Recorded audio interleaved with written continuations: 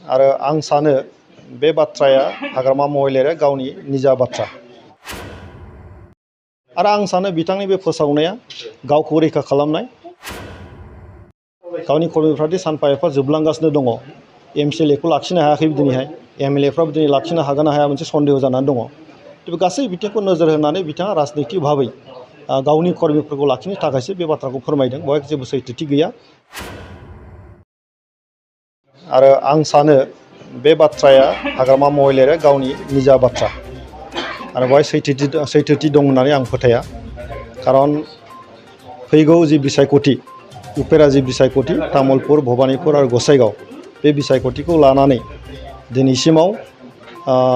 UPPL BJP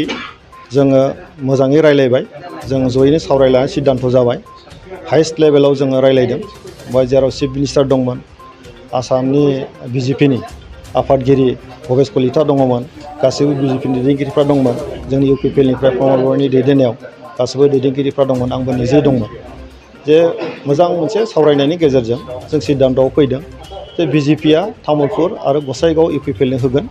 आरो भबानिपुराव बिजेपिनि candidate थागोन आरो इउपिपिएलआ बेवहाय मदद होगोन बेखौ लानानै जोङो फोसावनाय जाबाय आरो जोंनिफ्राय जों केन्डिडेटखौ फोसावबाय बिजेपियाबो होनबाय जे मोननै समस्तियाव तामुलपुर आरो गसाइगाव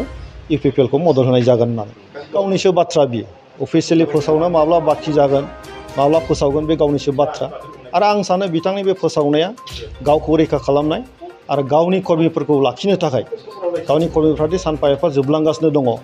एमसिएलएखौ लाखिनो हायाखै दिनैहाय एमएलएफ्राबो दिनै लाखिनो हागोन ना हाया मोनसे सन्देह जानानै दङ बे गासै बिथिंखौ नोजोर होनानै बिथाङा राजनितिक भाबै